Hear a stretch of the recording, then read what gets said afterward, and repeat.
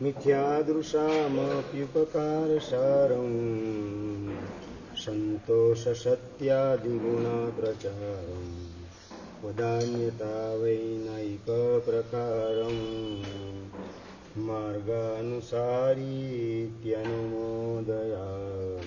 આનંદકારી આનંદ કલ્યાણ કરનાર આશ્ચર્ય વસાવનારા તારક તીર્થંકર શ્રમણ ભગવાન મહાવીર મહારાજાનું શાસન પામીને ઉપાધ્યાય શ્રી વિનય વિજયજી મહારાજ સાહેબ શાંત સુધારસ નામનો એક અણમોલ ગ્રંથ આપણને ભેટ સ્વરૂપે આપીને ગયેલા છે.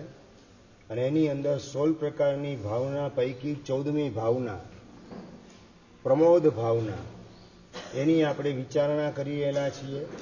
અને પ્રમોદ ભાવની અંદર દેવાધિદેવ, ગુરુદેવ, સાધુ, સાધ્વી, શ્રાવક અને શ્રાવિકા આ બધાની અનુમોદના 4 શ્લોકના માધ્યમથી કરી આજે નવો 5મા નંબરનો શ્લોક એની અંદર પ્રવેશ કરીએ. જૈન શાસનની અંદર માત્ર મારું એ સારું એવા પ્રકારની નીતિ અપનાવવામાં નથી આવેલી, પણ સારું તે મારું, જે કંઈ સારું દેખાય એ મેળવવા યોગ્ય છે એના પ્રત્યેનો પ્રેમ અને પક્ષપાત ભીતરમાં ઊભો થતો જાય અને એની પ્રાપ્તિના અંતરાય એના માધ્યમથી દૂર થાય.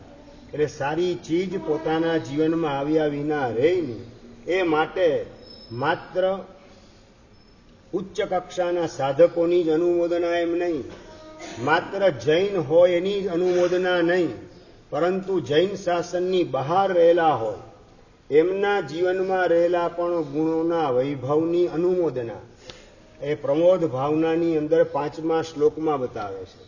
મિથ્યાદૃશામ અપી ઉપકાર સારમ, જેના લલાટની અંદર જૈન શાસનને મેળવવાનું સૌભાગ્ય ન હોવા છતાં પણ અંદરની પોતાની પાત્રતા, અંદરની પરિણતિ, પોતાનો પુરુષાર્થ અને સત્સંગ વગેરેના પ્રભાવે પોતાના જીવનની અંદર સદાચાર, સાધના અને સદગુણને મેળવવા માટે જે કટિબદ્ધ છે એવા પ્રકારના જૈન શાસનની બહાર રહેલા જીવો એના પણ જે કોઈ ગુણ દેખાય એની આપણે અનુમોદના કરવાની છે.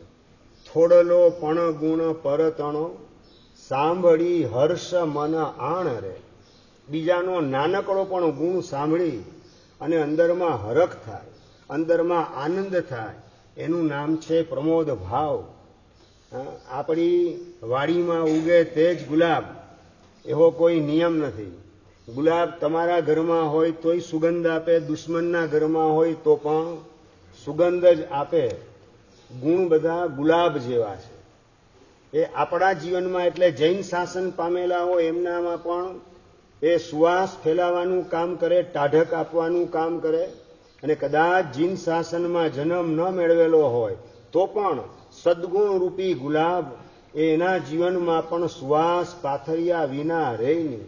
એટલે આપણે પક્ષપાત ગુણનો કેળવવાનો છે, કોઈ સંપ્રદાયનો નહીં, કોઈ ગચ્છનો નહીં, કે કોઈ કુળ ધર્મ મળી ગયેલ છે એનો નહીં, પણ આ બધાની પેલે પાર આપણા મનને મોકળું કરી જ્યાં પણ જેટલું સારું દેખાય એ બધાની ભીતરથી આપણે અનુમોદના કરીએ. માત્ર અજૈન એમ નહીં, ભારતની બહાર રહેલી વ્યક્તિ હોય એના જીવનમાં પણ ગુણનો વૈભવ દેખાય તો એની આપણે અનુમોદના ભરપેટ કરવી છે. અમેરિકાના પ્રેસિડેન્ટ બનવાની ઇલેક્શનની અંદર અબ્રાહિમ લિંકન જોરદાર તૈયારીમાં લાગેલા હતા. કોઈ પણ હિસાબે આ ઇલેક્શનની અંદર મારે જીતવું જ છે. એક એક મિનિટ એના માટે બહુ કિંમતી હતી. અલગ અલગ જગ્યાએ ચૂંટણીનો પ્રચાર અને પ્રસાર અને વધુમાં વધુ મત મેળવવા માટેનો પ્રયાસ. અને એવી સ્થિતિની અંદર એક માજીનો પત્ર પોતાના ટેબલ ઉપર ગોઠવાયેલો હતો. પત્ર પોતે વાંચે છે ને વાંચે છે એની સાથે જ ખ્યાલ આવી ગયો કે આ માજી બીજા કોઈ નહીં, પણ હું જ્યારે ગરીબ સ્થિતિમાં હતો ત્યારે આ માજીએ મને આશરો આપેલો હતો. એમના ગુણો પોતાના ઉપર છે. એ કૃતજ્ઞતા ગુણ, ઉપકાર કરેલા હોય જેણે જેણે પોતાના ઉપર એ વ્યક્તિને ભૂલે નહીં અને એણે કરેલા ઉપકારને પણ ભૂલે નહીં. એવા પ્રકારની જીવની દશા એને કહેવાય કૃતજ્ઞતા નામનો ગુણ. કરેલા ઉપકાર, બીજાએ પોતાના ઉપર કરેલા ઉપકારને યાદ રાખવા. આપણે શું હોય છે મોટા ભાગે અશોકભાઈ, બીજાએ આપણા ઉપર કરેલા ઉપકારને આપણે ભૂલી જઈએ ભરતભાઈ, અને આપણે બીજા ઉપર ઉપકાર કરેલા હોય એ કાયમ માટે યાદ રહે. ચંદ્રકાંતભાઈ આખું શીર્ષાસન થઈ ગયું. એમાંથી આપણે યુ ટર્ન લેવાનો છે. આપણે જેના ઉપર ઉપકાર કરેલા છે એને આપણે ભૂલી જઈએ અને બીજાએ આપણા ઉપર કરેલા ઉપકારને યાદ રાખીએ. અમેરિકાના પ્રેસિડેન્ટ બનવાની તૈયારીમાં લાગેલા અબ્રાહમ લિંકન અને એ માજી જેમણે પોતાની નબળી સ્થિતિની અંદર, નબળા દિવસોની અંદર આશરો આપવાનું કામ કરેલું હતું, એ માજીનો પત્ર વાંચવા માંડ્યા અને લખેલું હતું કે હું સમજુ છું લિંકન સાહેબ અત્યારે તમે બહુ બિઝી હશો, પણ મારા દીકરા ઉપર દારૂડિયાના ખૂનનો આરોપ આવેલો છે, એનો કેસ ચાલે છે અને કદાચ એમાં એને ફાંસીની સજા થાય દારૂડિયાના ખૂનના નિમિત્તે એવી શક્યતા છે. મારા દીકરાએ ખૂન કરેલું નથી પણ એના ઉપર આરોપ કરવામાં આવેલો છે, એટલે મારા દીકરાનો કેસ તમારે લડવાનો છે અને મારા દીકરાને બચાવવાનો છે. સંદીપભાઈ, હવે અમેરિકાના પ્રેસિડન્ટ બનવા જેવી તૈયારી, એના ઇલેક્શનની તૈયારી, અને એની અંદર આવો પત્ર, એની વેલ્યુ કેટલી નિરંજનભાઈ? આવા પત્રની વેલ્યુ આપણા મનમાં એની કોઈ કિંમત નહીં, પણ અબ્રાહમ લિંકન એમાં કૃતજ્ઞતા ગુણ હતો. પોતાના નબળા દિવસોમાં જેણે જેણે સહાય કરેલી હતી એના ઉપકાર એના મનમાં જીવંત હતા. ઇલેક્શનની અંદર પુરુષાર્થ મેં કરેલો છે પણ સફળતા મારા પુરુષાર્થના કારણે નહીં મળે, પરંતુ નસીબના કારણે મળશે અને કોઈકની દુઆના લીધે મળશે. આ દુઆ મેળવવા માટેનો રૂડો મજાનો અવસર છે અને મારા ઉપર જેમણે ઉપકાર કરેલા છે તેનો બદલો વાળવા માટેનો આવેલો આ અવસર મારે ગુમાવવો નથી. ઇલેક્શનના પ્રચાર ને પ્રસારનું કામ એને સાઈડમાં મૂકી અને અબ્રાહમ લિંકન એ માજીના દીકરાનો કેસ લડવાનું સ્વીકારી લે છે. અને પોતે વકીલ હતા, વકીલાતની પોતાને પ્રેક્ટિસ હતી અને વકીલાતની કળાના પ્રભાવે માજીના દીકરાને, જેના ઉપર દારૂડિયાનું ખૂન કરવાનો આક્ષેપ થયેલો છે, આરોપ થયેલો છે, એવા વૃદ્ધ માજીના દીકરાને કેસ એનો લડી અને કોર્ટની અંદર જીતાડવાનું કામ કરે છે. નિર્દોષ તરીકે છોડાવવાનું કામ અબ્રાહમ લિંકન કરે છે. સમજાય છે રવિભાઈ? આપણે બીજાએ આપણા ઉપર કરેલા ઉપકાર એને ભૂલવા નથી.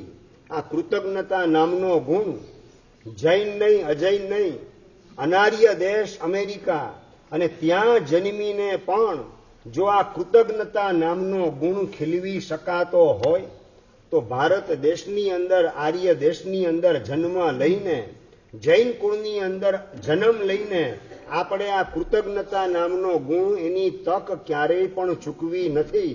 જેમણે જેમણે કરેલા ઉપકાર છે આપણા ઉપર એને આપણે યાદ રાખવા છે. અબ્રાહમ લિંકન એ ઇલેક્શનની અંદર જીતી ગયા હતા, પણ એને મન સત્તાની જેટલી પ્રાયોરિટી હતી એના કરતા પણ વધારે પ્રાયોરિટી સદગુણની હતી. કૃતજ્ઞતા નામનો ગુણ મારો એને ખતમ થવા દેવો નથી. આવા પ્રકારનો માનસિક સંકલ્પ અને એના જ પ્રતાપે ઇલેક્શનની બધી પ્રવૃત્તિને સાઈડ ટ્રેક ઉપર કરી અને માજીનો દીકરાનો કેસ એ હાથમાં લેવાનું કામ કરે છે. બસ જ્યાં પણ આવા ગુણ જોવા મળે, થોડલો પણ ગુણ પરતણો, બીજાનો નાનકડો પણ ગુણ જોવા મળે, એની મારે ઉપેક્ષા કરવી નથી. બીજાના ગુણને જોઈ અને અંદરથી રાજીના રેડ થવું છે. એની અંદર વચ્ચે કોઈ દેશનો ભેદ કે કોઈ સંપ્રદાયનો ભેદ કે ધર્મનો ભેદ, જ્ઞાતિનો ભેદ એ આપણે વચ્ચે લાવવો નથી. આપણો સંબંધ માત્ર સદગુણની સાથે છે. એવા પ્રકારનું આપણું વિઝન ક્લિયર કરાવવા માટે ઉપાધ્યાય મહારાજ આ 5મા શ્લોકની અંદર વાત કરી રહ્યા છે કે માત્ર જૈન શાસનમાં રહેલી વ્યક્તિ નહીં, જૈન શાસનની બહાર રહેલી વ્યક્તિ હોય, પોતાના કર્મના ઉદયથી આપણે જૈન કુળમાં જન્મેલા છીએ, અને કોઈકને એવો કર્મનો ઉદય હોય કે જે કોઈ બ્રાહ્મણ કુળમાં જન્મેલ છે, કોઈ લુહાણા કુળની અંદર, કોઈ સિંધી કુળની અંદર, અલગ અલગ કુળની અંદર અલગ અલગ ધર્મમાં જન્મેલ છે, પરંતુ એ બધા ખોડિયા બહારના એ મોક્ષે જવાની અંદર બાધક કે સાધક બનતા નથી. મોક્ષે જવાની અંદર સાધક બને તો સદગુણ, અને બાધક બને તો આપણી જે ખોટી પ્રવૃત્તિઓ છે, આપણા રહેલા અવગુણ, આપણા દોષ વગેરે, એ બધા બાધક છે. બસ આટલી સમજણ જો કેળવી લઈએ તો જ્ઞાતિનો ભેદ, સંપ્રદાયનો ભેદ કે ધર્મનો ભેદ કે આર્ય દેશના અનાર્ય દેશ એવા ભેદભાવ એને હાઇલાઇટ કરવાના બદલે આપણા મનની અંદર બસ જ્યાં પણ સદગુણ દેખાય, જ્યાં પણ સારપ જોવા મળે, એની મુક્ત મનથી અનુમોદના કરવી છે. એની પ્રશંસા કરતા મારી જીભને મારે અટકાવવી નથી. આવા પ્રકારનો ભીતરમાં સંકલ્પ કરવાની આવશ્યકતા છે. શું વાત કરું, જયરામ પટેલ નામના એક ભાગશાળી, પુના જિલ્લામાં કામસેત નામનું ગામ, ગચ્છાધિપતિ પૂજ્યપાદ જયઘોષ સુરીશ્વરજી મહારાજાની નિસરાની અંદર અંજન સલાગા પ્રતિષ્ઠાનો પ્રસંગ ચાલતો હતો, અને જયરામ પટેલ નામના ભાગશાળી ગુરુદેવ પાસે પધાર્યા. ગચ્છાધિપતિ પાસે પધારે, આશીર્વાદ લેવાનું કામ કરે. તમારું નામ મારું સાહેબ જયરામ પટેલ છે. ક્યાં રહો સાહેબ? અહીંયા જ કામસેતમાં રહું છું. આપ પધાર્યા, સમાચાર મળ્યા એટલે આપના આશીર્વાદ માટે આવ્યો છું. વ્યાખ્યાનમાં રોજ આવું છું. બસ પટેલ, આપણું જીવન બહુ ટેમ્પરરી છે.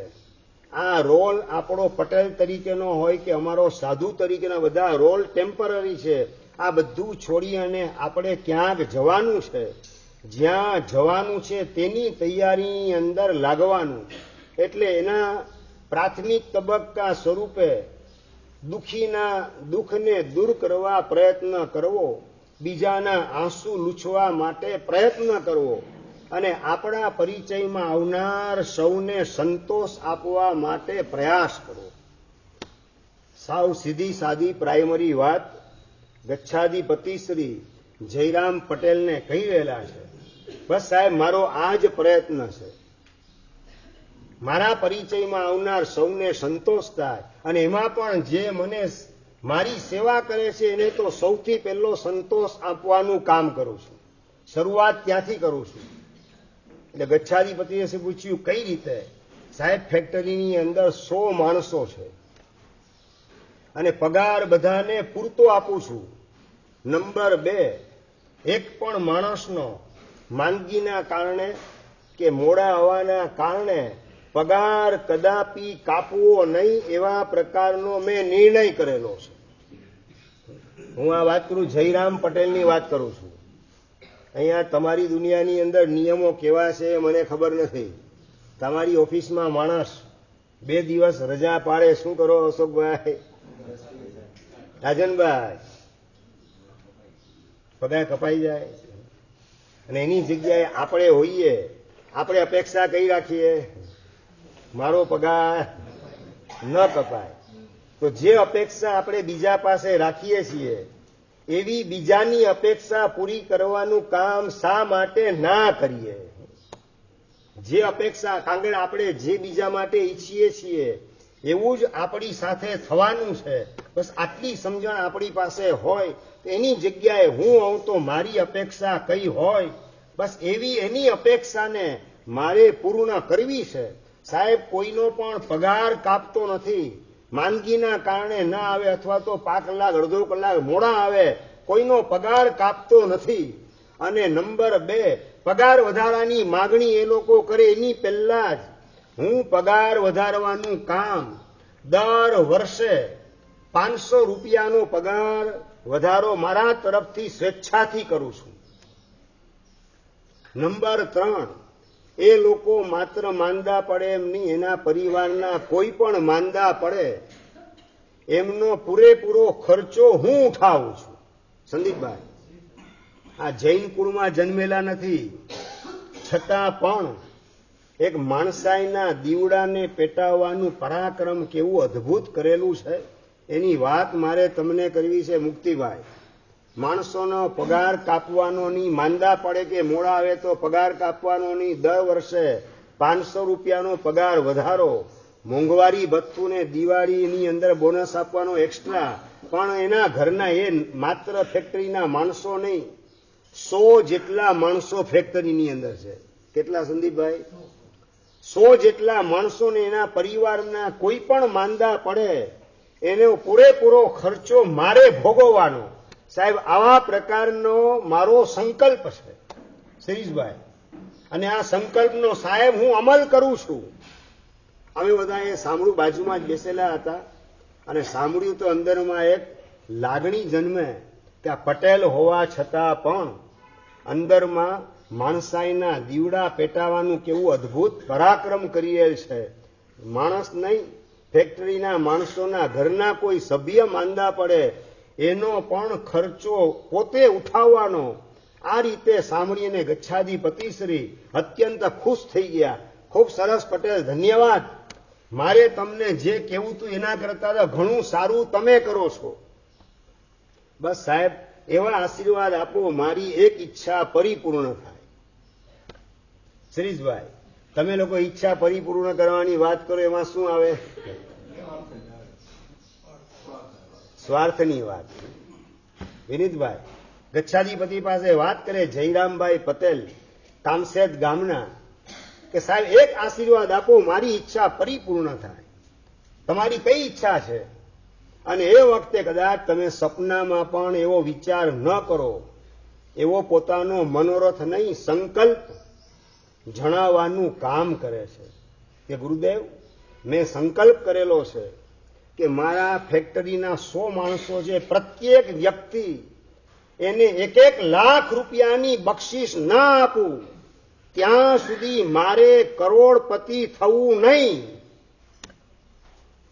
આ વર્તમાન કાળની સત્ય ઘટના તમને સંભળાવી રહેલો છું. માત્ર જૈન શાસનમાં જ આ દીવડા પેટેલા હોય છે, એમની જૈન શાસનની બહાર પણ કેવા અદ્ભુત દીવડા પેટેલા હોય છે. મારા ફેક્ટરીના 100 માણસો છે, 1-1 વ્યક્તિને જ્યાં સુધી 1 લાખ રૂપિયાની બક્ષિસ ના આપું ત્યાં સુધી મારે કરોડપતિ થવું નહીં. સાથે બાજુમાં એક અમારા મહાત્મા હતા, પૂજ્ય મહાબોધિશ્વરી મહારાજ સાહેબ. એ સહજ રીતે પ્રશ્ન કરે છે, તમે ફેક્ટરીના માલિક છો એટલે કરોડપતિ તો હો જ ને.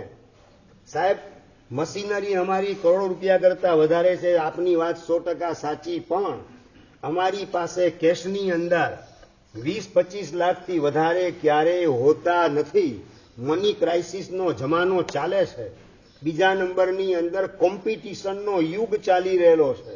એની અંદર મારી પાસે હજુ સુધી 1 કરોડ રૂપિયા ભેગા થયેલા નથી. 20-25-30 લાખ રૂપિયા હોય, અને મેં સંકલ્પ કરેલો છે કે જ્યાં સુધી મારા ફેક્ટરીના 100 માણસો પ્રત્યેકને 1-1 લાખની બક્ષિસ ના આપું ત્યાં સુધી મારે કરોડપતિ થવું નથી. સાહેબ, મને આશીર્વાદ આપો, મારી આ ભાવના પૂરી થાય. હું કરોડપતિ થાઉં કે ન થાઉં, પણ મારા ફેક્ટરીના પ્રત્યેક માણસો એને 1-1 લાખ રૂપિયાની બક્ષિસ વહેલામાં વહેલી તકે હું આપું, એવા પ્રકારના મંગલ આશીર્વાદ આપની પાસે લેવા માટે આવેલો છે. તમે તમારા ફેક્ટરીના માણસો, દુકાનના માણસો, ઘરના માણસો, ઘરઘાટી વગેરે પ્રત્યેનો અભિગમ કેવા પ્રકારનો રાખો એ જાણવા માંગુ છું. તમે તો જીન શાસનમાં જન્મેલા છો, જ્યાં માણસાઈની વાત, જીવદયાની વાત, પરોપકારની વાત ડગલે ને પગલે સાંભળવા મળે, એવા દ્રષ્ટાંતો પણ તમને સાંભળવા મળે. આ જયરામ પટેલ જે છે, એમને એવા કોઈ દ્રષ્ટાંતો, વ્યાખ્યાન વગેરેની કોઈ એવી જોગવાઈ એ લોકોના ધર્મમાં ન હોય. આ જૈન ધર્મમાં વ્યાખ્યાનની જોગવાઈ છે કે 4 મહિના તમને રોજ પ્રવચન સાંભળવા મળે. શેષકાળમાં 8 મહિનામાં પણ મહાત્મા પધારે તો વ્યાખ્યાનનો તમને લાભ મળે, સત્સંગનો લાભ મળે. એવો લાભ જયરામ પટેલને મળતો નતો, છતાં પણ પોતાના હૃદયની અંદર માણસાઈના દીવડા કેવા પ્રગટાવેલા છે કે મારા 1-1 માણસને લાખ રૂપિયાની બક્ષિસ ના આપું ત્યાં સુધી મારે કરોડપતિ થવું નથી. અને હું કદાચ કરોડપતિ ન થાઉં તો ચાલશે, પણ મારા ફેક્ટરીના 100 માણસો એ પ્રત્યેકને વહેલામાં વહેલી તકે લાખ લાખ રૂપિયાની બક્ષિસ આપું એવા પ્રકારની મારા ઉપર કૃપા વરસાવો, મંગલ આશીર્વાદ આપો. અમારા ગચ્છાધિપતિશ્રીએ પ્રશ્ન કર્યો, અત્યાર સુધી કેટલા માણસોને બક્ષિસ આપી? સાહેબ 27 માણસોને આપેલી છે 1-1 લાખની બક્ષિસ. હજી બાકીના માણસો એને બક્ષિસ વહેલી તકે આપું એવા ઉજળા સંયોગ મળે, મારી એ ઉજળી ભાવના ટકી રહે અને પ્રભુની મારા ઉપર કૃપા વરસે, એ માટે બસ આ સંકલ્પ મારો વહેલી તકે પૂરો થાય એ માટે આ અમને મંગલ આશીર્વાદ આપો. પોતાના દીકરાને લઈ અને જયરામભાઈ પટેલ ગચ્છાધિપતિ શ્રી પાસે વાસક્ષેપ કરાવવા માટે આવેલા હતા. એનો દીકરો પણ જરાય પિતાજીની ભાવનામાં આડખીલી કરે કે લંગર નાખવાનું કામ કરે એવો નતો. વાસક્ષેપ એને નાખે છે ગચ્છાધિપતિ ત્યારે, બસ સાહેબ મારા બાપુની ઈચ્છા વહેલી પૂરી થાય એવા આશીર્વાદ મને આપો, હું પણ એ જ કામની અંદર લાગી જાઉં. આ જીન શાસનની બહાર રહેલી વ્યક્તિના હૃદયની પણ જે ઉદારતા અને વિશાળતા, કમસે કમ એટલું તો તમે નક્કી કરો કે તમારા દુકાનના માણસો એ કદાચ માંદગીના કારણે કે લગ્ન વગેરે પ્રસંગ હોય સગાવાલામાં, એના કારણે બહારગામ જવાના કારણે દુકાનમાં 1-2 દિવસનો ખાડો પાડે તો આપણે એનો પગાર ક્યારેય પણ કાપવો નથી. કમસે કમ આટલો તો સંકલ્પ અહીંયા જેટલા ઉપસ્થિત છે એ દરેકે આવો સંકલ્પ કરવાની આવશ્યકતા છે. કીર્તિભાઈ, તમારા દુકાનના માણસો, ફેક્ટરીના માણસો વગેરે 2 દિવસ કદાચ ન આવ્યા, એના ઘરે કોઈ પ્રસંગ વગેરે હોય, માંદગી વગેરે હોય, બહારગામ જવાનો પ્રસંગ આવે, 1-2 દિવસના ખાડા પડે તો આપણે એનો પગાર ક્યારેય પણ કાપવો નથી. લાખ રૂપિયાની બક્ષિસ તો તમે આપો કે કેમ મને ખબર નથી.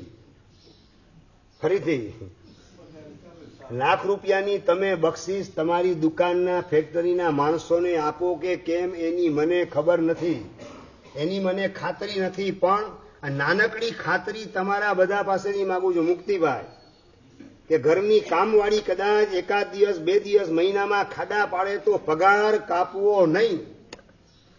દુકાનના માણસો 1-2 દિવસ ખાડા પાડે તો એનો પગાર આપણે કાપવો નથી. આવી કોઈ તમારી પાસે પ્રતિજ્ઞા, આવા પ્રકારનો સંકલ્પ મળે કે ના મળે? દિનેશભાઈ, એ લોકો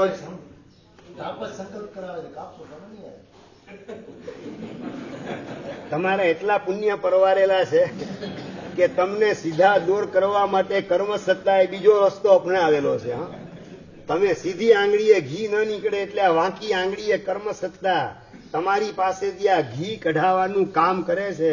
એ તમારી લાચારી છે.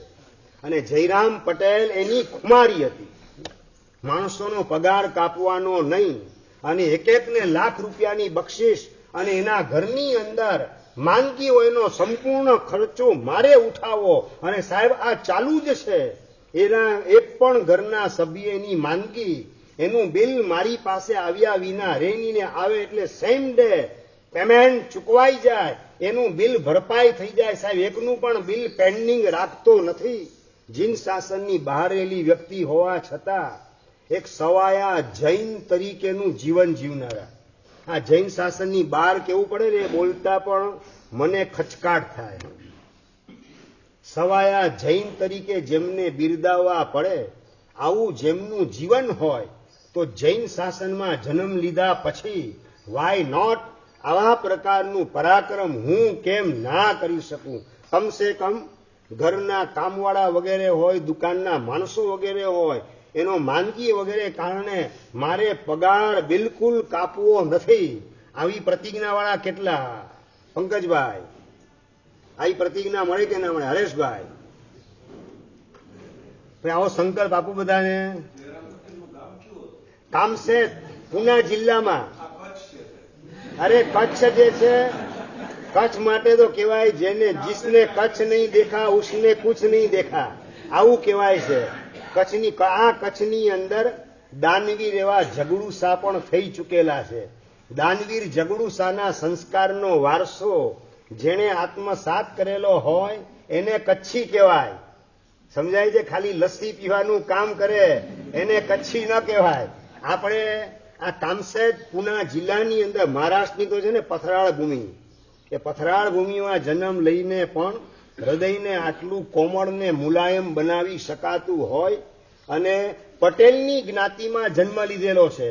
એમણે વ્યાખ્યાન વગેરે સાંભળેલા નથી તમારી જેમ, અને તમે વ્યાખ્યાન સાંભળો. જૈન કુળમાં જન્મ લીધા પછી પણ બીજાનો જેટલો કસ કઢાય એટલો મારે કસ કાઢવો છે, આવો અભિગમ અપનાવીએ તો વાસ્તવમાં આપણે જૈન આપણી જાતને કઈ રીતે બતાવી શકીએ, જૈન તરીકેની ઓળખાણ આપણે જગતની અંદર કઈ રીતે આપી શકીએ. મુક્તિભાઈ, આ એક એક પ્રશ્ન ટકોરો મારીને આપણી જાતને પૂછવાની આવશ્યકતા છે.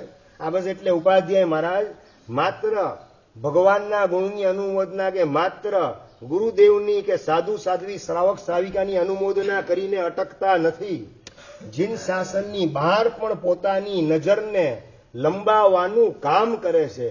જીન શાસનની બહાર પણ જ્યાં જેટલો પણ સદગુણ ખીલેલો હોય એ સદગુણની અનુમોદના કર્યા વિના મારે રહેવું નથી. આવા પ્રકારની અંદરમાં તત્પરતાને તાલાવેલી છે. તો આપણે આવો પ્રમોદ ભાવ જેટલો કેળવશું એટલો જ આપણો મોક્ષ માર્ગે ઝડપથી વિકાસ શરૂ થશે. અહીંયા સદગુણની અંદર કોઈને પણ મોનોપોલી આપવામાં આવેલી નથી કે જૈન હોય તો જ એની પાસે આ ગુણ આવી શકે, નોન જૈન હોય તો ના આવી શકે. આવા પ્રકારની વાત કુદરતને માન્ય નથી.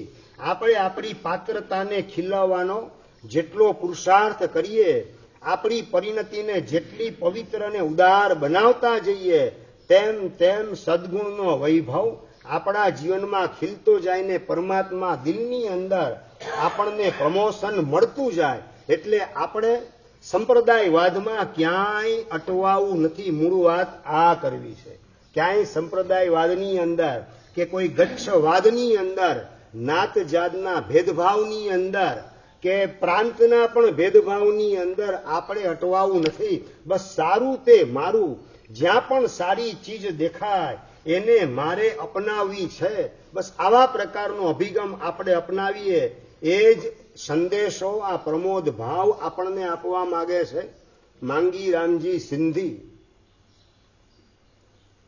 આર્થિક સંયોગો જેના નબળા છે, પીપરમેન્ટ, રમકડા, પાન વગેરેની જેની દુકાન છે, રોજનો નફો 1000 રૂપિયા જેટલો થાય, આવી વ્યક્તિ કેટલું દાન કેટલું કરી શકે શિરીષભાઈ? રોજનો જેનો નફો 1000 રૂપિયાનો છે એવી વ્યક્તિ માટેનો તમને પ્રશ્ન પૂછું છું. દાન કેટલું કરી શકે?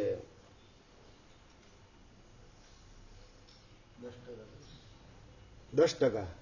તમે કેટલું કરી શકો? 0%. વધી ગયો. ઓલા 1000 રૂપિયાની કમાણી વાળા માટે તમે 10% બોલવા તૈયાર છો, અને 1000ના બદલે લાખની કમાણી હોય અને 10%ના બદલે 0%, તો આપણો નંબર કઈ જગ્યાએ લાગશે? રાજસમંદ ગામની અંદર આ ગાંગીરામ સિંધી જન્મથી સિંધી છે અને છતાં પણ 1000 રૂપિયાની કમાણીની અંદર નિરંજનભાઈ કેટલી દાનની ભૂમિકા કેટલી આવે 1000 રૂપિયામાં? મુક્તિભાઈ, હા, 1%. મુક્તિભાઈ, 1000ની કમાણી હોય, રોજની 1000ની કમાણી, નાનકડી દુકાન છે, ચોકલેટ, પીપરમેન્ટ, પાન વગેરે આ બધાની નાનકડી દુકાન, પ્રોવિઝન સ્ટોર જેવું, 1000 રૂપિયાનો પ્રોફિટ, એ વ્યક્તિ દાન કેટલું કરી શકે સંદીપભાઈ? રોજનું 50 રૂપિયા. સંજયભાઈ, કેટલું દાન રોજનું? 1000 રૂપિયાની કમાણી હોય તો કેટલાનું દાન? એટલે કેટલું એ પૂછું છું એમ. તમે એની જગ્યાએ તમારી જાતને ગોઠવી અને વિચાર કરો કે હું કેટલું દાન કરું આવા સંયોગમાં. નથી થતું. એટલે તો કહેવત પડી ગઈ ને, ચમડી છૂટે પણ દમડી ન છૂટે. ચામડી ઉતરી જાય પણ દમડી, એટલે દામ છોડવા માટે માણસ તૈયાર થતો નથી. અને પેલા ગાંગીરામ રોજના 1000ની કમાણીની સામે ઘર ખર્ચ પોતે અને પત્ની 2 જ મેમ્બર છે ઘરની અંદર, ખર્ચો 100 રૂપિયાનો બે માટેનો, બાકીના 900 રૂપિયાનું રોજ દાન કરવાનું.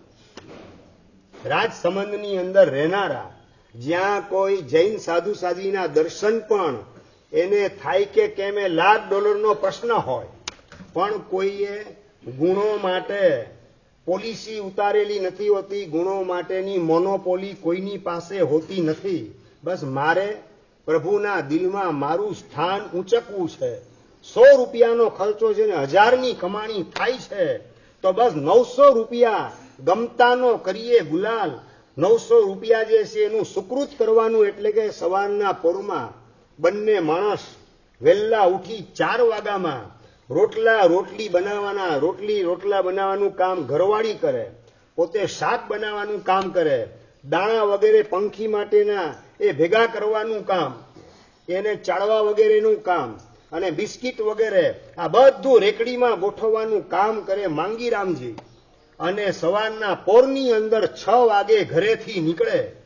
રેકડીની અંદર રોટલી બિસ્કિટ શાક અને પંખી માટેના દાણા અનાજના પાણી આ બધું લઈ રેકડી લઈ અને બંને માણસ સવારના પોરમાં 6 વાગે નીકળી પડે. નીતેશભાઈ 6 વાગે નીકળેલા ગરીબ એરિયાની અંદર ઝૂંપડપટ્ટી વગેરે એરિયાની અંદર જઈ અને જે કોઈ પણ લોકો દેખાય એને છૂટા હાથે અને મોકળા મનથી આપવાનું કામ કરે.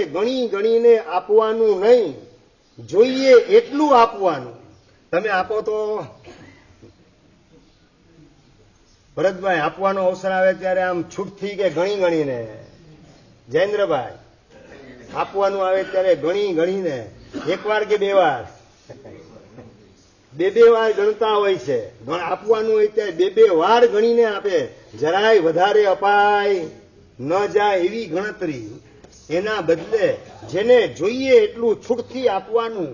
કોઈ જાતના બ્લડ રિલેશન જેની સાથે નથી અને જેનું જગતમાં કોઈ નથી એવા લોકોની પાસે પહોંચી જાય. અને આ માંગી રામજી એની ખુમારી કેવા પ્રકારની વાત કરે સાહેબ. કરોડપતિ બાપ હોય એની પાસે એના દીકરા કદાચ બેસતા હશે કે કેમ એ મને ખબર નથી, પણ અમે આ એરિયામાં નીકળીએ ઝૂંપડપટ્ટી વગેરે વિસ્તારની અંદર અને સાહેબ સામે ચાલીને પોપટ મેના કબૂતર વગેરે અમારા ખભા ઉપર ગોઠવાઈ જાય, હાથ ઉપર ગોઠવાઈ જાય. સાહેબ કરોડપતિના બાપની પાસે એના દીકરા પણ આવવા તૈયાર નહીં હોય. અમારી પાસે નિર્ભયતાથી આ પોપટ મેના કબૂતર કાબર વગેરે સામે ચાલીને અમારા હાથ ઉપર ને ખભા ઉપર બેસવા માટે આવે. આનાથી સાહેબ બીજું સૌભાગ્ય અમારું શું હોઈ શકે? બસ પ્રભુની કૃપા અમારા ઉપર વરસી રહેલી છે કે જેના કારણે આવતો ભાવ એ સારામાં સારો બુક થાય એવા પ્રકારની પ્રભુએ કૃપા વરસાવી કે જેના કારણે 1000 રૂપિયાની કમાણીની અંદર 900 રૂપિયાનું દાન કરવાના પરિણામ ભીતરની અંદર જાગૃત થાય છે. આ તમારી પરિણતિ કેટલું તમે મેળવો છો, કેટલું ભેગું કરો છો એમાં તમારી પરિણતિ નહીં, પણ આપવા માટેની ઉદારતા તમારી પાસે કેટલી છે, વરસાવવાની તૈયારી તમારી પાસે કેટલી છે, એના આધારે તમારી ભૂમિકા નક્કી થાય છે. આપણે આપણી જાતને પુણ્યશાળી માત્ર હાઉ ટુ ગેઇન, કેવી રીતે મેળવવું, કેટલું મેળવવું, સૌથી વધારે કેવી રીતે મેળવવું એના જ પ્લાનની અંદર ગોઠવાઈને આપણે આપણી જાતને પુણ્યશાળી માનીએ. અને આ માંગી રામજી સિંધી જ્ઞાતિથી અને રાજસમંદમાં રહેનારાને છતાં પણ જેને આપવાની અંદર ઉત્સાહ વધે એના દ્વારા પોતાની જાતને પુણ્યશાળી માને. અને પરમાત્માની કૃપા અમારા ઉપર વરસી રહેલી છે કે જેના કારણે 1000 રૂપિયામાંથી 900નું દાન કરવાની અંદર અમને કોઈ અંતરાય પડતો નથી. અમારા મનમાં આડાવડા કોઈ ભવિષ્યકાળના વિચાર સ્પર્શતા નથી. તમને આવતીકાલની આવનારા 5 વર્ષ ને 10 વર્ષ સુધી તકલીફ ન પડે એટલું રાખીને પણ બીજાને આપવા માટેની તૈયારી કેટલી આવે? હા, અમે બધા પેઢીઓ ઉપર. પેઢી ઉપર એટલે 3 પેઢી 4 પેઢીનું રાખીને પછી 3 પેઢી ને 4 પેઢી. અરે તમે ગમે એટલું રાખો પણ એની પાસે જો પુણ્ય નહીં હોય, શું તમને વાત કરું, રાજ જ્યોતિષી એણે ભવિષ્યના લેખ ભાખેલા છે કે આ છોકરો અત્યંત દરિદ્ર સ્થિતિની અંદર પોતાનું જીવન પૂરું કરશે. મંત્રીનો દીકરો એના માટે ભવિષ્યવાણી ભાખવાનું કામ રાજ જ્યોતિષી કરે અને મંત્રીએ નક્કી કર્યું મારા દીકરાને આ ગરીબીની જે રેખા છે એને મારે ભૂસી નાખવી છે, એને દરિદ્રતા બિલકુલ નડે નહીં. એના માટે 36,000 ચરુ હીરા મોતી માણેકના પોતાના દીકરા માટે રાખીને ગયેલ છે. એક દિવસનો એક ચરુ કદાચ વાપરે વર્ષના 360, 10 વર્ષના 3600 ને 100 વર્ષના 36,000, 100 વર્ષની એની આવરદા હોય ને રોજ એક એક ચરુ વાપરે તો પણ એને ખૂટે નહીં, ક્યાંય હાથ લાંબો કરવો પડે નહીં એટલું મૂકીને એવી જોગવાઈ કરી અને બાપ રવાના થાય છે. મંત્રી પરલોક ભેગો થાય અને દરિદ્રતાના યોગના લીધે એ વ્યક્તિ રાજ મંત્રીનો દીકરો પોતાના પાછલા જિંદગીના દિવસો રાજસભામાં હાથ લંબાવવા માટે જવું પડે એવી સ્થિતિની અંદર દિવસો પસાર કરે છે. પોતાની પાસે વિદ્વત્તા પરાકાષ્ઠાની હોવા છતાં પણ ધન યોગ ન હોવાના કારણે ધન પ્રાપ્તિ માટેનું પુણ્ય પોતાનું પરવારેલું હોવાના કારણે કવિત્વ શક્તિ એ તો કેવી વિશ્વની અંદર પ્રસિદ્ધ બને એવા પ્રકારના અને કવિ કાલિદાસ એની હરોળની અંદર પોતાની રચનાને ગોઠવી શકે એવા શિશુપાલ વધ જેવા કાવ્યની રચના કરનારા માઘ કવિ તરીકે પોતે બનેલ છે. પરંતુ આ દરિદ્રતાના યોગના લીધે 36,000 ચરુ એના પિતાએ રાખેલ હોવા છતાં પણ અંતિમ દિવસોની અંદર ખાવા માટેના એને સાસા હતા. 36,000 ચરુ મૂકીને જાય પછી પણ દરિદ્રતાનો યોગ એ દીકરાને પજવવાનું કામ કરે. તમે કેટલા ચરુ મૂકીને જશો? પેઢીની વાત કરો ને, આવનારી પેઢીઓ સુધીની વાત. કેટલા ચરુ મૂકીને તમે જવાના? 36,000 પેઢી. તમે ઇતિહાસ વાંચો તો ખ્યાલ આવે કે કર્મના લોખંડી સામ્રાજ્યની બહાર જવાની કોઈની તાકાત નથી. પોતાની બુદ્ધિ આવડતને હોશિયારીને પ્લાનિંગ એના દ્વારા કર્મસત્તાના લોખંડી સામ્રાજ્યની બહાર નીકળી શકે, છટકી શકે એવી કોઈ વ્યવસ્થા કુદરતે રાખેલી નથી. બસ એક જ વ્યવસ્થા છે, અંદરમાં સદગુણનો વિકાસ તમારે કરવો હોય તો કર્મ સત્તા તમને નડી શકે નહીં. સંપત્તિના વિકાસની અંદર હજારો અવરોધ કર્મ સત્તા ઊભી કરી શકે, પરંતુ સદગુણના વિકાસની અંદર એક પણ અવરોધ પેદા કરવાની તાકાત કર્મ સત્તાની પાસે નથી. પ્રશ્ન એ છે આપણો પ્લાનિંગ સંપત્તિના વિકાસનો છે કે સદગુણના વિકાસનો છે? હરેશભાઈ, સદગુણ કે સંપત્તિ પ્રાયોરિટી કોને આપો? મુક્તિભાઈ, પ્રાયોરિટી આપવાની વાત આવે તો સંપત્તિ કે સદગુણ? બસ સંપત્તિ જ આવે છે જે ટેમ્પરરી છે. હા, સંપત્તિ હોય તો સદગુણ આવી જાય, માત્ર યશમેનનું સર્કલ તમારી પાસે આવી જાય. પણ સદગુણ ન હોય તો એ સંપત્તિ કદાચ અરબ ખરબ કો ધન મિલે, ઉદય અસ્તકો રાજ, તુલસી હરિભજન બિન સભી નરક કે સાજ. અરબ ખરબ એટલે અરબોના ખરબો અને પદ્મ ને મહાપદ્મ જેટલી સંપત્તિ હોય. અને કહેવાતું હતું બ્રિટિશ સામ્રાજ્યમાં ક્યારેય સૂર્યાસ્ત થતો નતો. સૂર્યનો ઉદયથી માનીને સૂર્યનો અસ્ત થાય એટલી જમીન ઉપર બ્રિટિશરોએ પોતાનું સામ્રાજ્ય ફેલાવેલું હતું. સંપત્તિ અમાપ હતી અને છતાં તુલસીદાસજી કહે છે તુલસી હરિભજન બિન સભી નરક કે સાજ. હરિભજન વગર, પરમાત્માની ભક્તિ વગર ને પ્રભુએ ચિંદેલા માર્ગે ડગલા માંડ્યા વગર, સદગુણનો સંચય કર્યા વગર જે કંઈ ભેગું થયેલું છે બધું સભી નરક કે સાજ એટલે નરકે જવા માટેની પોતાની સજાવટ છે. પોતાની જાતને નરકે જવા માટે સજાવવાનું કામ હરિભજન પ્રભુની ભક્તિ છોડી અને માત્ર સત્તા સંપત્તિ સૌંદર્ય સ્વાસ્થ્ય એને જ ફર્સ્ટ પ્રાયોરિટી આપનારો માણસ નરકે જવા માટે પોતાની જાતને સજાવી રહેલો છે. આ બધી હકીકતો આપણા ખ્યાલની અંદર આવે તો સદગુણનો વૈભવ, સદાચાર વૈભવ અને સાધના વૈભવ, એના માર્ગે દોટ મૂક્યા વિના આપણે રહી શકીએ નહીં. સંપત્તિ કદાચ તમારી પાસે હોય અને તમારી પાસે આસપાસ ખુશામત કરનારા લોકો વધે, પણ જેવી સંપત્તિમાં કડાકો બોલે એટલે એ જ લોકો થૂકવાનું કામ કરવાના છે. તમારી દુનિયામાં કહેવાય છે નાણાં વિનાનો નાથિયો અને નાણે નાથા લાલ. પૈસા હોય ત્યાં સુધી બોલબલા, એ પુણ્ય છે ત્યાં સુધી તમારો ચમકારો છે, પુણ્ય પરવારે. એટલે સારા દિવસોમાં જે સલામ કરી જતા હોય, માઠા દિવસોમાં એ જ થૂકી જાય. આ જો સત્ય હકીકત ખ્યાલની અંદર હોય તો માત્ર મારી ખુશામત માટે આ જીવનને વેડફવું નથી. મારે તો સદગુણનો વૈભવ મેળવવો છે કે આંખ મીચાયા પછીની દુનિયાની અંદર પણ મારા આત્માની ઉન્નતિની અંદર મને સપોર્ટ કરવાનું કામ કરે. નાસિરભાઈ નામના એક મુસલમાન માણસ, ઇન્દોરની અંદર રહેનારા, અને રોજની જેને પ્રતિજ્ઞા છે સવારના પોરની અંદર દુકાને જાય એની પહેલા સરકારી હોસ્પિટલના જનરલ વોર્ડની અંદર જવાનું, અને નાસિરભાઈ ખિસ્સાની અંદર મિનિમમ 5 થી 7 હજાર રૂપિયા લઈને જવાનું. દુકાને જતા પહેલા, કમાણી કરતા પહેલા, પૈસાની કમાણી કરતા પહેલા પુણ્યની કમાણી કરી લેવી છે.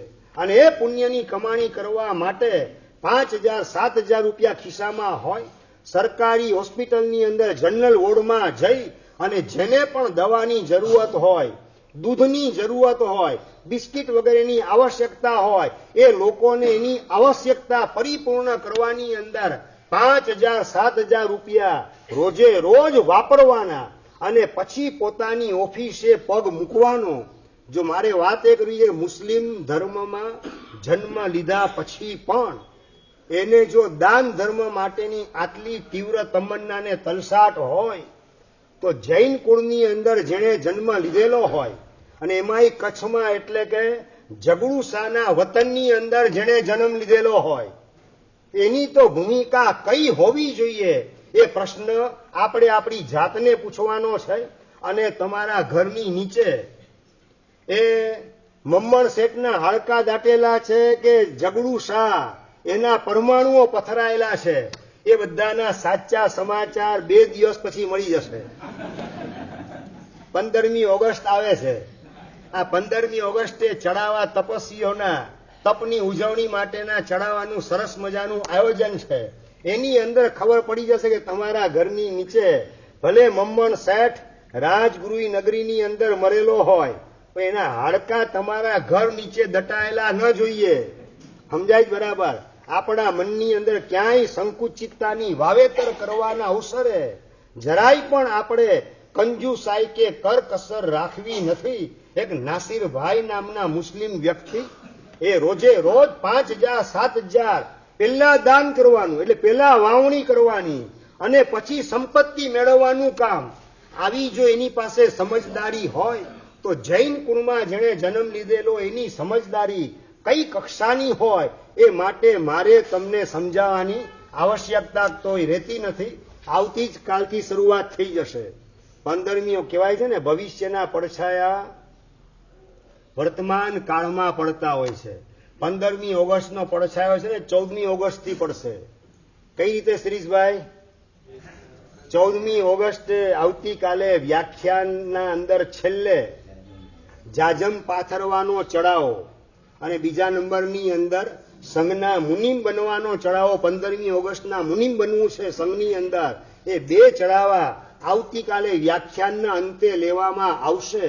અને એ ચડાવવાની અંદર આપણે આપણી શક્તિને બિલકુલ છુપાવવી નથી. 15મી ઓગસ્ટે જે એક ઘરની અંદર તન 4 સિદ્ધિ તપના તપસ્વીઓ હોય, અરે 1 વાર નહીં 2 વાર નહીં, તન વખત સિદ્ધિ તપની સાધના કરનારા આ નિતેશભાઈ ને ચિંતનભાઈ વગેરે 2 વારની 3જી વખત સિદ્ધિ તપની સાધનામાં જોડાયેલા છે.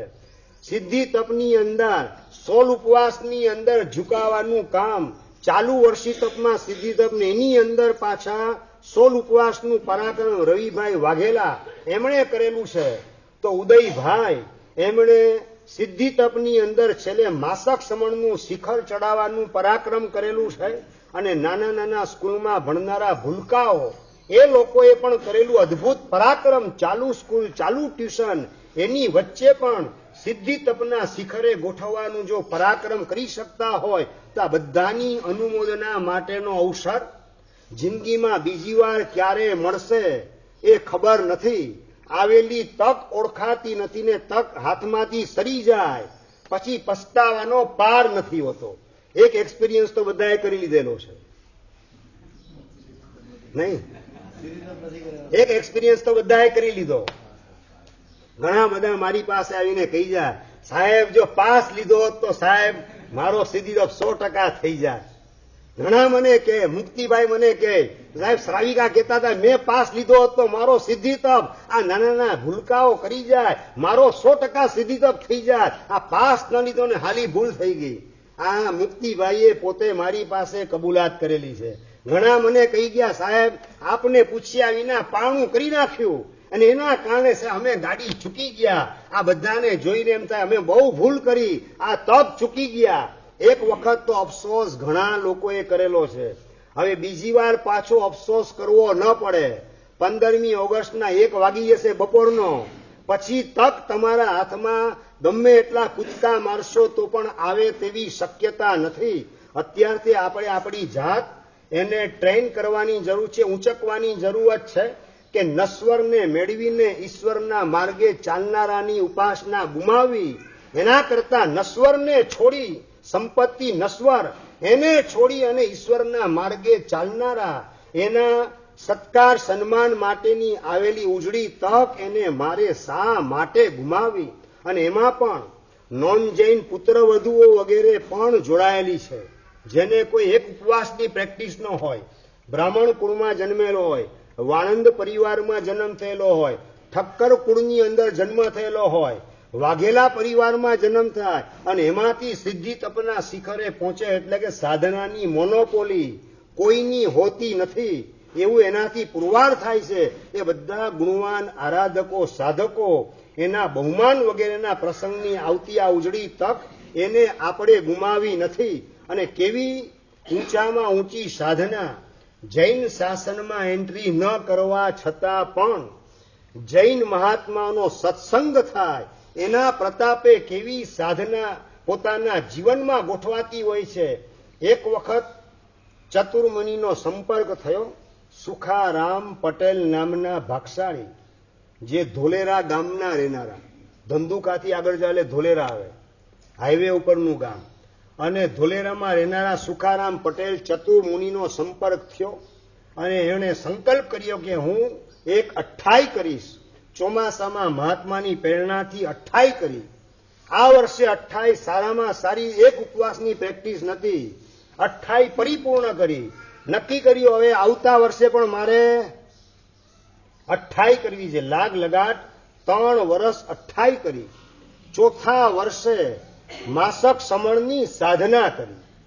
માસક સમણ રંગે ચંગે પરિપૂર્ણ કરવાનું પરાક્રમ સુખારામ પટેલ ધોલેરા ગામના એમણે માસકમણ પરિપૂર્ણ કર્યું. એ માસકમણની અંદર જોવા જેવી ઘટના એ હતી કે છેલ્લે 16 ઉપવાસની અંદર એમના ધર્મ પત્ની એમણે એને કંપની આપવાનું કામ કર્યું હતું. મૌલિકભાઈ, એના ધર્મ પત્નીને પ્રેક્ટિસ કેટલી હશે અમરભાઈ?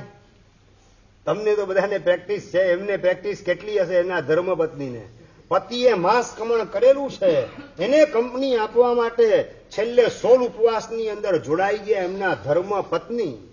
આ સિદ્ધિ તપની અનુમોદના કરવા માટે જે સિદ્ધિ તપમાં નથી એ લોકો કમસે કમ પર્યુષણની અંદર આ વખતે 28માં તો ઝુકાવવું છે જ. આવા પ્રકારનો દ્રઢ સંકલ્પ કરજો. આ તપસ્વીઓની અનુમોદના માટે છેલ્લે 28 દ્વારા પણ એમની આપણે સક્રિય અનુમોદના કરીએ. જેમ પહેલે દિવસે પ્લેટફોર્મ પાસ લીધેલો હતો, મૂકવા માટે ગયા તપસ્વીને, હવે લેવા માટે જવાનું છે. 28 કરવા દ્વારા તપસ્વીને રિસીવ કરવા માટે છેલ્લે આપણે પર્યુષણના દિવસોની અંદર 28માં ઝુકાવવું છે. જો આ એક સુખારામ પટેલના ધર્મ પત્ની પોતાના પતિ માસકમણ કરે એમાં છેલ્લે એમને રિસીવ કરવા માટે, કંપની આપવા માટે 16 ઉપવાસની અંદર ઝુકાવે અને માસ કમળનું પારણું પરિપૂર્ણ થયા પછી ઓળીના, શાશ્વતી ઓળીના દિવસોની અંદર વર્ધમાન તપનો પાયો નાખવાનું કામ એ પણ સુખારામ પટેલે કર્યું. અને એના કરતા પણ હજી આગળની વાત, પરાક્રમ તો જબરજસ્ત એ કર્યું કે વર્ધમાન તપના પાયાના પૂર્ણાહુતિના અવસરે સુખારામ પટેલ એમણે સજોડે જીવનભર માટેનું ચોથું વ્રત, બ્રહ્મચર્ય વ્રત એનો સ્વીકાર કરેલો હતો. જો જીન શાસનની બહાર રહીને પણ સવાયા જૈનની ભૂમિકાએ આ સુખારામ પટેલ જેવા ગોઠવાઈ શકતા હોય, વાય નોટ? જીન શાસનની અંદર જન્મ મેળવીને હું આગળ વધવાનું પરાક્રમ, સદગુણના માર્ગે, સાધનાના માર્ગે આગળ વધવાનું પરાક્રમ આ ભવમાં કેમ ના કરવું? એક ટકોરો આપણે આપણી જાતને મારીએ તો આપણા માટે મોક્ષ માર્ગ ખુલ્લો છે. Knock and it shall be open to you and ask and it shall be given to you. ટકોરો માત્ર સાધનાના માર્ગે મારો તો દરવાજો સાધનાનો ખુલી જાય પ્રભુની કૃપાથી. અને ask and it will be given to you. માગી લો તમે પ્રભુ પાસે, પ્રભુ આ સિદ્ધિ તપ પરિપૂર્ણ કરવાનું સામર્થ્ય આપની કૃપાથી પ્રાપ્ત થાવ, પ્રગટ થાવ. આવું પરમાત્મા પાસે આપણે રજૂઆત કરીએ. It shall be given to you. તમને સામર્થ્ય પ્રભુ દ્વારા અપાયા વિના રહેવાનું નથી જ. અને એ પ્રતીતિ નાના નાના બાળકોએ આપણને સૌને કરાવી આપેલી છે. બસ આ જો આ ત્રિકાલ અબાધિત સિદ્ધાંત એને આપણે નજરની સામે રાખી કદાચ સાધનાના માર્ગે ચૂકી ગયા તો સાધકોનું સન્માન કરવાનો અવસર 15મી ઓગસ્ટના દિવસે ચડાવો બોલવા દ્વારા આવે છે. એ તકને તો આપણે ચૂકવી નથી જ. શું વાત કરું, અમદાવાદ કેશવનગરની અંદર રહેનારા ભીખાભાઈ દરજી નામના એક ભાગશાળી સૌરાષ્ટ્ર કેસરી ભુવન શેખર સુરીશ્વરજી મહારાજ સાહેબના ચાતુર્માસની અંદર એમના પ્રવચન સાંભળવા માટે આવે. અને પ્રવચન વિક્રમ સંવત 2038ની સાલનું ચાતુર્માસ, પ્રવચન સાંભળતા સાંભળતા પર્યુષણમાં 28ની પ્રેરણા આચાર્ય ભગવંત કરે અને પેલા ભીખાભાઈ દરજી 28ની અંદર ઝંપલાવાનું પરાક્રમ કરે છે, જેને એકાશાની પ્રેક્ટિસ નથી શિરીષભાઈ, અને 28ની અંદર ઝુકાવે. રંગે ચંગે વિક્રમ સંવત 2038ની સાલમાં 28 પરિપૂર્ણ કરી. 2039ની સાલ, જે સાલમાં મેં દીક્ષા લીધી આજથી 43 વર્ષ પહેલા, અને એ સાલની અંદર ભીખાભાઈ દરજી એમણે પર્યુષણની અંદર 16 ઉપવાસની સાધનામાં ઝંપલાવાનું સૌભાગ્ય પ્રાપ્ત કર્યું. 2040ની સાલની અંદર એમણે માસક સમણની અને માસકમણની ઉપર એક ઉપવાસ, સિદ્ધના ગુણ 31 કહેવાય, 31 ઉપવાસની સાધના વિક્રમ સંવત 2040ની સાલની અંદર સળંગ 31 ઉપવાસની સાધના. વિક્રમ સંવત 40ની સાલમાં 31 ઉપવાસ અને 41ની સાલની અંદર 36 ઉપવાસ કરવાનું પરાક્રમ. લાગ લગાડ 36 ઉપવાસ. આગલા વર્ષે 31, પેલા 8, પછી 16, પછી 31, પછી 36 ઉપવાસનું પરાક્રમ વિક્રમ સંવત 41ની સાલમાં. 42ની સાલની અંદર 45 આગમની આરાધના માટે 45 ઉપવાસની સાધના ભીખાભાઈ દરજી અમદાવાદ કેશવનગરની અંદર રહેનારા એમણે પરાક્રમ કર્યું. વિક્રમ સંવત 43ની સાલની અંદર 51 ઉપવાસ, જ્ઞાનના 51 ભેદ કહેવાય, એના 51 ઉપવાસની આરાધના ભીખાભાઈ દરજીએ કરી. વિક્રમ સંવત 44ની અંદર નવકારના અક્ષર, પારસભાઈ કેટલા? 68 અક્ષર, એમની 68 ઉપવાસ આ ભીખાભાઈ દરજીએ કર્યા. નવકારની આરાધના તમે આ રીતે ક્યારે કરવાના જયેન્દ્રભાઈ? એક ટકોરો આપણે આપણી જાતને મારવાનો છે. તમે ડ્રાઇવિંગ કરતા સેલ્ફ ડ્રાઇવિંગ 80ની સ્પીડમાં તમે તમારી ઈચ્છાથી ગાડીને દોડાવતા હોય, 90ની સ્પીડમાં સંદીપભાઈ તમે ગાડી દોડાવતા હોય અને બાજુવાળો તમને ઓવરટેક કરીને આગળ વધે નેશનલ હાઈવે 4 ઉપર, તમે શું કરો? તમારો પગ તરત જ એક્સિલેટર ઉપર, અને થર્ડમાંથી ફોર્થ ગિયરની અંદર ગાડી ગોઠવી અને એને ઓવરટેક કરવાનું કામ, એને તમે આગળ વધવા ના દો. સમજો હું શું કહેવા માંગુ છું? આ ભીખાભાઈ દરજી એટલે જીન શાસનની બહાર રહેલી વ્યક્તિ તમને ઓવરટેક કરીને આગળ વધે છે. આ જાણ્યા પછી હવે પગ એક્સિલેટર પર જાય કે ન જાય દર્શનભાઈ? આ એકી સાથે 7 ઉપવાસના પછાણ, એકી સાથે 8 ઉપવાસના પછાણ આ સિદ્ધિ તપ કરવા, સિદ્ધિ તપમાં કરવા છે એવો સંકલ્પ કરવા દ્વારા આપણે આ ભીખાભાઈની સાચા અર્થમાં અનુમોદના કરવાની છે. ભીખાભાઈ દરજીએ 44ની સાલમાં 68 ઉપવાસ કર્યા, 45ની સાલમાં પાછા 68 ઉપવાસની આરાધના, 46ની સાલની અંદર કેટલા ઉપવાસ જયેન્દ્રભાઈ? વિક્રમ સંવત 46ની સાલમાં બોલો કેટલા? તમારે કેટલા કરવા, કેટલા એમ પૂછ્યું છે. આપણે બીજાને હાર પહેરાવવામાં તો એકદમ હોશિયાર છીએ આપણે. 108 ઉપવાસની સાધના ભીખાભાઈ દરજીએ કરેલી છે અમદાવાદ કેશવનગર. એમાં રહેનારા ભાગશાળી એક સત્સંગનો પ્રભાવ શું? આચાર્ય મહારાજની વાણી સાંભળ્યા પછી તપના રંગથી પોતાના આત્માને એવો રંગી દીધેલો છે કે ભુવન શેખર મહારાજ સાહેબનું ચોમાસું તો બીજા વર્ષે બીજા ગામોમાં હોય, પણ એમના સત્સંગ દ્વારા ઊભી થયેલી અસર એને ટકાવેલી છે. અને એના જ પ્રતાપે દર વર્ષે ચડતા રંગે ચડિયાતા ઉપવાસની સાધનાની અંદર ઝુકાવાનું પરાક્રમ આ ભીખાભાઈ દરજી કરેલા છે. અને 47ની સાલની અંદર કેટલા ઉપવાસ? તો કે જ્ઞાનના 51 ભેદ, એના 51 ઉપવાસ વિક્રમ સંવત 47ની સાલમાં. 48ની સાલની અંદર ફરીથી 51 ઉપવાસ. 49ની સાલની અંદર મુક્તિભાઈ ફરીથી 51 ઉપવાસ. 50ની સાલમાં ફરીથી 51 ઉપવાસ. 52ની સાલમાં ફરીથી 51 ઉપવાસ. વિક્રમ સંવત 2053ની સાલમાં ફરીથી 51 ઉપવાસ. વિક્રમ સંવત 2054ની સાલમાં ફરીથી 51 ઉપવાસ.